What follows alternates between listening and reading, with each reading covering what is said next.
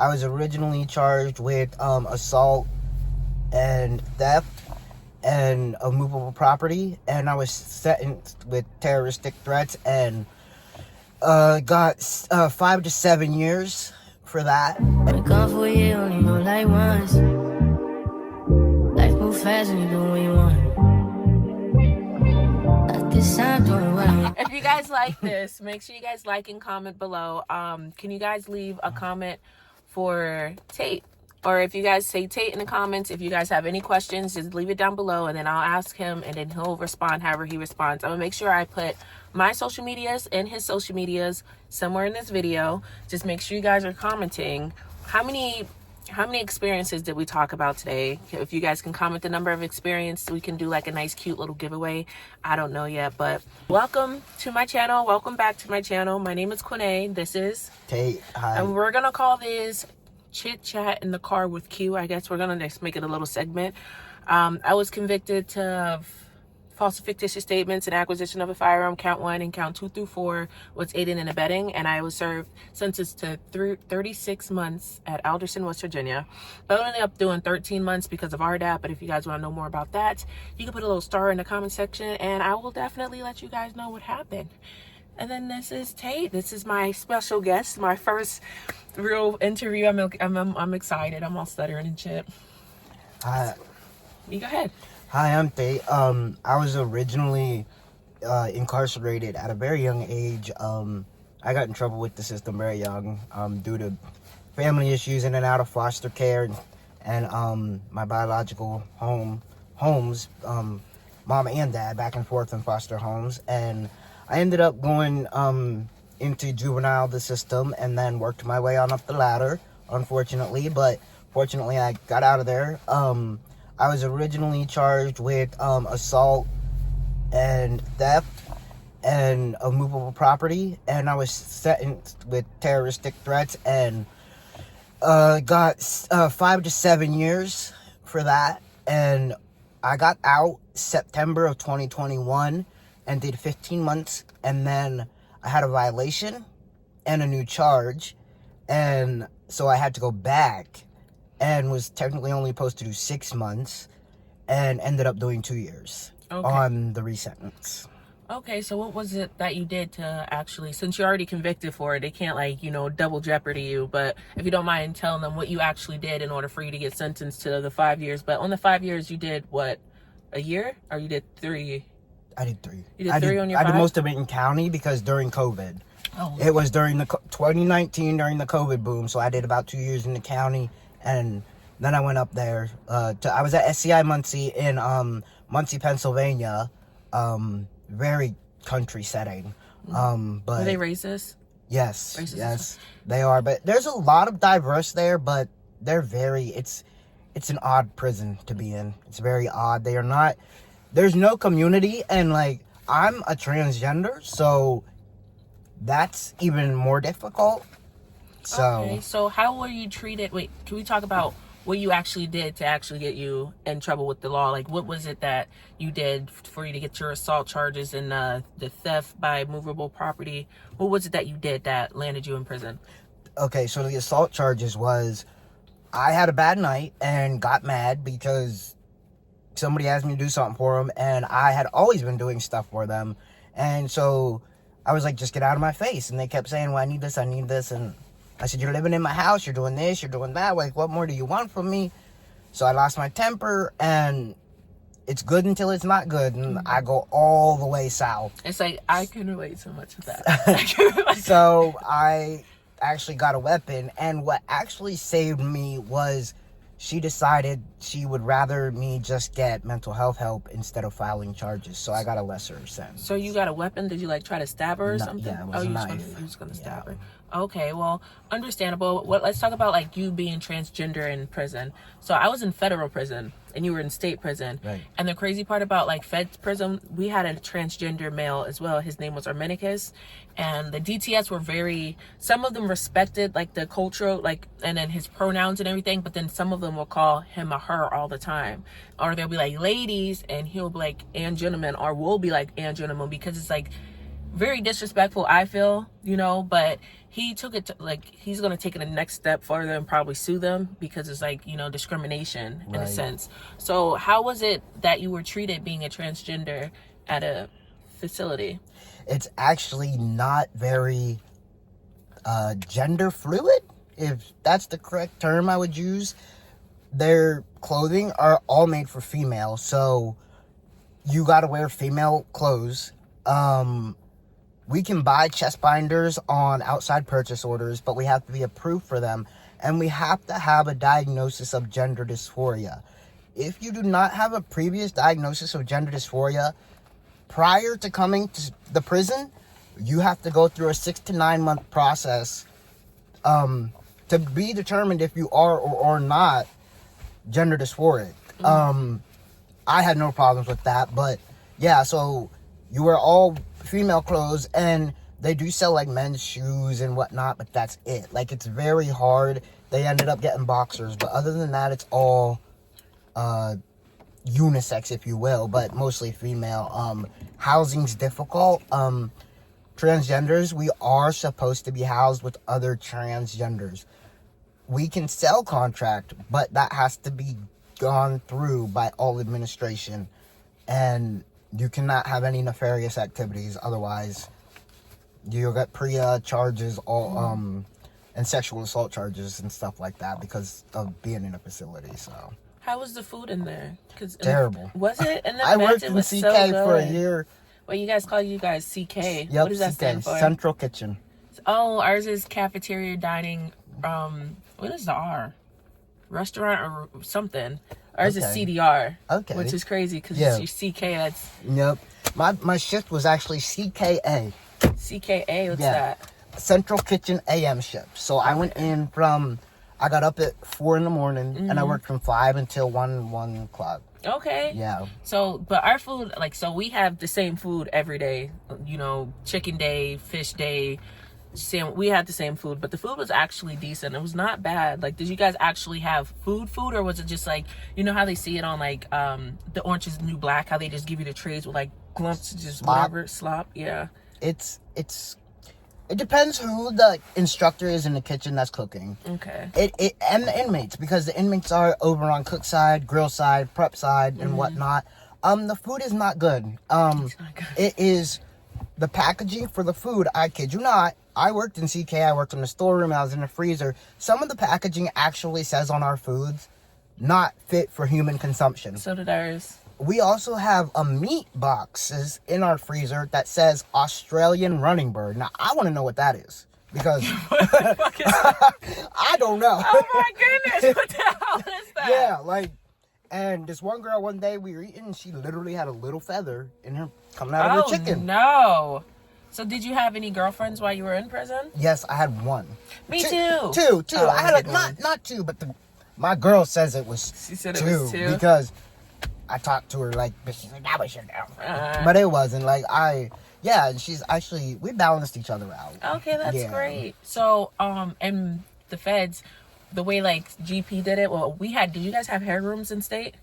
We had a cosmetology. Just for every, in your unit? No, that was a whole separate unit. Really? Yeah, they had the whole set. So in our unit, we got A building and B building, which is one big ass pod, one compound, and then one pod, but they have 4 units on each pod.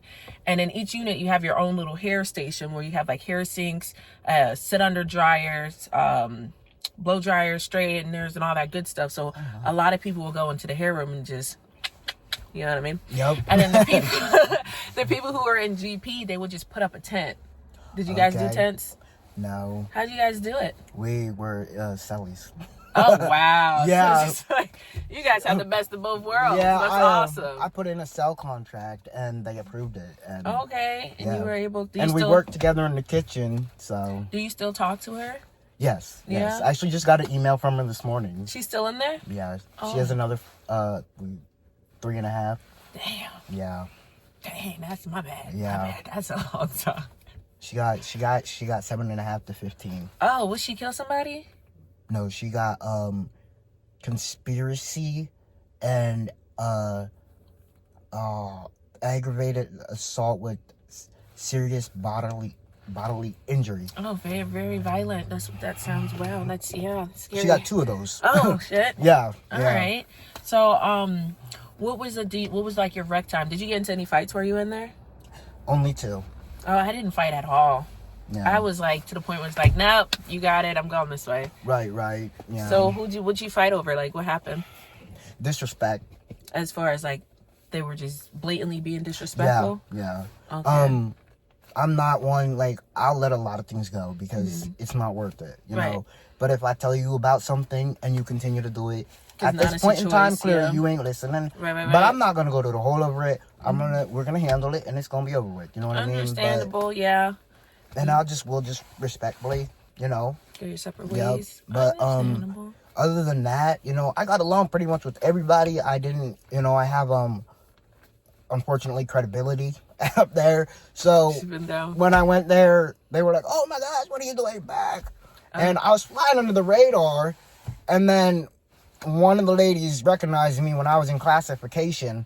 And they did double take and came back to my cell and was like, what are you doing back? And I was like, oh my gosh, here we go. Yeah. And it was over after that. And then when I got out into GP, then the other people, that lifers and stuff that were still there were, you know, seeing me and were like, oh my gosh, you know. But, you know, it's sad because I actually have a cousin that's doing a life sentence plus for another, what is it, 20 to 40 or 40 to 60. Was that a homicide? At Muncie murder. First degree murder and 3rd degree murder. Damn, she planned it. Yeah. So, damn, that's crazy. Yeah, she's been there since, she's been in prison. She's been in jail since 2009. She's been up at Muncie's, I think 10, 12 years now. Damn. Yeah. So does the state have like, camps? Cause I went to, we have like FCPs, like an FPC, like federal prison.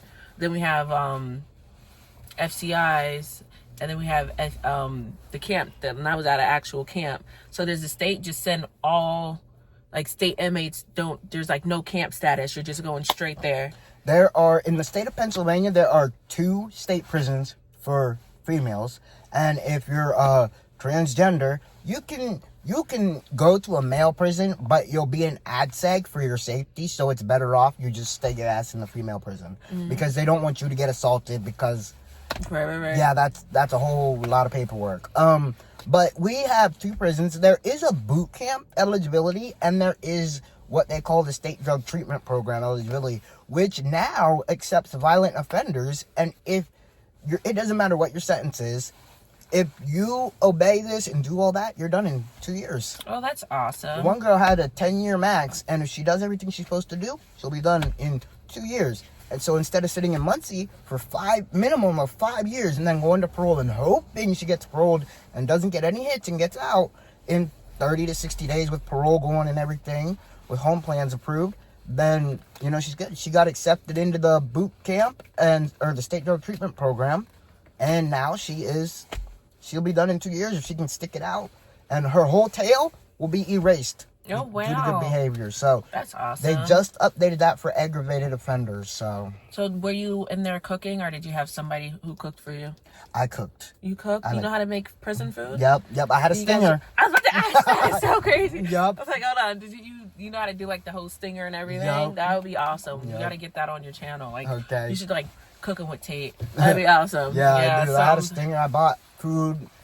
I cooked a lot of things. Well, the weekend before I left, because I left on a Sunday, my girl, she was like, I'm gonna make something for you. What do you want? And I was like, I don't know. And so she ended up surprising me, and she made chicken Alfredo, because they sell shredded chicken and stuff. It was banging. Oh, they be. Yeah. They sell provolone cheese, mozzarella cheese, Velveeta cheese, and you put it all. Yeah. So, how about, I had a question for you and I just forget it because I have ADHD and it just hits me. How was your first day in prison? Which time? Right. The second time? As an adult? We're going to do it as an adult. Yeah, we'll do that one. Okay. So, my very first day in prison as an adult was scary because, honestly, I had just got done doing everything from my juvenile case. I had my record got sealed. I got off on good behavior. and I was terrified, and I had an ice skating accident, and this was the very first time, and I got arrested. I bought a truck, but I took a loan out, and they told them not to cash the check. They cashed the check 3 days before the loan would hit my bank. So my roommate tried to commit suicide. So anyway, long story short, the cops came to my house and were like, "Oh, you're so-and-so. We need to speak to you at the station." I was like, "Oh my gosh." I go down there, and I was in the middle of Rainbow. They locked me up. I said, "Okay." I was staring down the barrel of a maximum of 20 years and a $20,000 fine for grand theft auto. No shit. I was like, "What the heck?" I had all my paperwork with me, and I was like, I left it. I had no idea. And that night, less than an hour later, I walked back out of there. But I was scared. Because I didn't know, was I going to die? Like, I couldn't even stand up because I just had a TBI, like, so it was a little frightening, because they don't really care, you're just there, right. They don't care. And that was the only really thing, and they'll take you off your medication if you have any, psychiatric medication that they don't prescribe. They'll tell you that. Yeah. But mind you, they'll give you Suboxone quick all day long. Oh my goodness, the way those people were getting high in that prison is crazy. And they just started methadone up there at Muncie. They have methadone too, yeah. That is crazy. But I had to fight to get my Seroquel. Oh, wow. It had to be approved through the state and the district office in Harrisburg for me to have Seroquel. But you can dish out Suboxone and methadone. Yeah, like it's nothing. Like, and Percocets for cancer patients. Excuse me for trying to be sane. So what's the craziest thing you've seen in prison? The craziest thing I've seen in prison. I don't know. I can tell you mine. So there was this girl. Her name was Charlie, and she was dating a girl. I want to say B-Rad was a girl because she is a girl, but she's more masculine. Okay. You know what I mean? Yeah. So Charlie and B-Rad was dating, and B-Rad got a different girlfriend, like her bunkie. Okay. So then Charlie had an outhouse, and she had an in-house. So her outhouse lived in like the A building, which was across the yard, and then B-Rad lived in-house. So B-Rad lived in-house, and when Charlie was outside with her outhouse, B-Rad started talking to his bunkie. So then one day Charlie came in early and seen B-Rad and the bunkie getting a little too friendly. So Charlie decided to drag the bunkie by her hair and start hitting her. And I'm like, oh my gosh, hit her back. I'm on like the top bunk looking down like, hit her back, fight back. So then Charlie, who's like a little bit not there in the head, she actually just got shipped for selling, was she selling Suboxone strips or she's selling K2 in the book, whatever. But she actually got shit. But she's been down 10 years. She still have like 5 years more to go. So. Okay, too. No, she's like a big ass drug dealer in her city. She had like queen pin status. Yeah, so she's been down for a while. But anyway, back to the story, sidetrack. B-Rad, Charlie goes and put the lock in the sock. And then she goes to B-Rad's cue like, you're going to come meet me in the bathroom or I'm going to cause a scene. I'm like, oh my gosh, don't go in the bathroom. Don't do it. B-Rad gets her up, go in the bathroom. All you hear is like, boom. I'm like, oh my gosh. So then everybody's running to the bathroom. Because, in prison, we're bored. And it's like Jerry Springer with the couples. So we're in the bathroom. All you see is Charlie just like, wham, wham, wham. Like with the lock in the sock. B-Rad's eye was like this big and like lip busted. So then everybody's like trying to go back there and break it up. And we're like, stop. Try to grab her. She ends up punching the mirror, breaks the mirror, cut her hand open. Oh, and shit. All this is happening in the bathroom. Someone ends up telling the guard. But, yeah, B-Rad's sitting there like, what are you guys staring at? We was like, we're staring at you, bro. Your eyes fucked up. Wow. You looked fucked up a little there. But long story short, nobody ended up getting in trouble because B-Rad said she fell into like in the shower or something, and Charlie said she slipped and cut her hand off of the bunk or something like that. But that was like the craziest shit I've seen in prison. It seems like you guys have a little more exposure than we do. Yeah. They keep a tight lock on you. Like, we get away with certain things, but they're quick to put you in the hole. I have a friend who did ADSEG for 24 months in the hole. What's ADSEG? ADSEG, administrative segregation. Oh, okay. Yeah, so she was in the hole for 24 months. Oh. Yeah.